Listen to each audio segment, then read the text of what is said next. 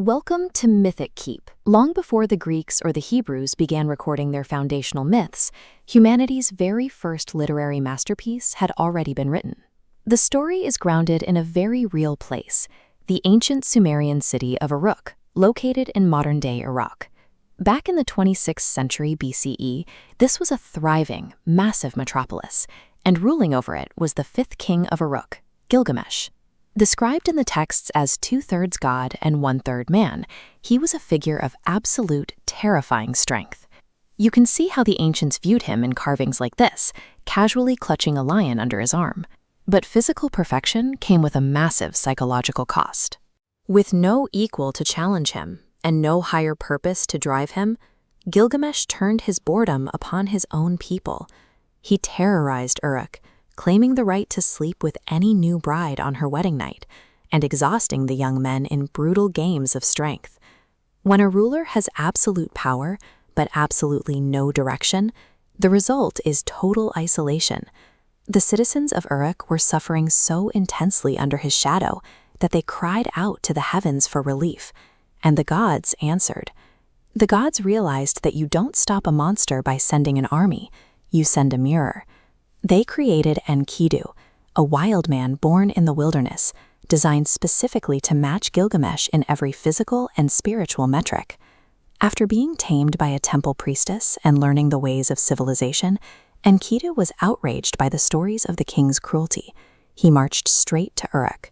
When the two demigods finally collided in the streets, it was a battle that shook the walls of the city. But they didn't kill each other.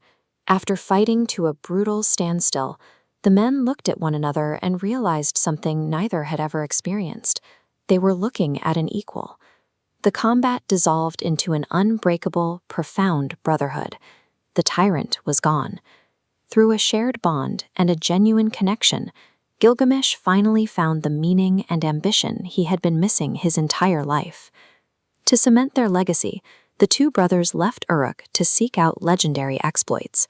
They journeyed far into the distant cedar forest, confronting and executing the supernatural guardian, Humbaba. Their confidence quickly mutated into dangerous arrogance. When the goddess Ishtar demanded Gilgamesh as a lover, he publicly rejected and humiliated her. In retaliation, she unleashed the apocalyptic bull of heaven, which the heroes promptly slaughtered. Mortals, even powerful ones, do not humiliate the divine without paying a blood price. The gods passed their judgment, and it was Enkidu who received the sentence. He was struck down by a slow, agonizing illness. For the first time, Gilgamesh was completely powerless. All of his strength and all of his victories meant nothing as he sat by the bed and watched his invincible brother wither away. When Enkidu finally took his last breath, Gilgamesh's ego collapsed. The grief was overwhelming, but it was accompanied by a new, paralyzing terror. Looking at his brother's corpse, the king realized that his own body would eventually face the exact same fate. He stripped off his crown, abandoned the throne of Uruk, and fled into the wilderness. He traveled to the very edge of the known world, navigating past terrifying scorpion men and crossing the lethal waters of death. He was searching for a man named Utnapishtim. According to legend, Utnapishtim was the only human being to ever survive an ancient global flood, a feat that convinced the gods to grant him eternal life. This tablet contains the physical record of that exact flood myth. Etched in dense cuneiform, it is part of a real-world archaeological find that outlines a massive deluge narrative predating the biblical story of Noah by centuries. But when Gilgamesh finally found him, Utnapishtim offered no comfort. He challenged the king to stay awake for 6 straight days to prove he could conquer a lesser form of death. Exhausted from his travels, Gilgamesh fell asleep almost immediately. Even after being gifted a consolation prize, a magical plant from the ocean floor capable of restoring his youth, Gilgamesh left it unguarded while bathing. Then a common snake slithered up and ate it, shedding its skin and leaving the king with nothing. It was an absolute, total defeat. No matter how strong he was or how far he traveled, a mortal man could not outrun the dust. His quest to conquer physical death had failed completely. Accompanied only by a ferryman named Urshanabi, the exhausted king marched back across the world.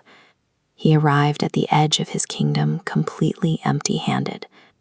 Looking up at these massive gateways, Gilgamesh realized that while he would eventually return to the earth, the work of his hands remained. These walls were the proof of his life, built to endure for thousands of years. He stopped fighting his own ending. If his time was finite, every decision he made as a king held more weight because he wouldn't be there to fix them later. The urgency of his life came from its inevitable conclusion. He took the lessons of his failures, his grief, and journeys, and etched the entire story into lapis lazuli and clay tablets like this one. He buried those records deep in the foundations of Uruk to guide the generations of people that would survive him. Herein lies the ultimate historical irony. Gilgamesh failed utterly to keep his physical body alive, but by translating his human struggle into the written word, he achieved a literary and cultural eternal life that has lasted over 4,000 years. A magic plant offers only a temporary reversal of aging, but a story shared across generations creates a different kind of survival.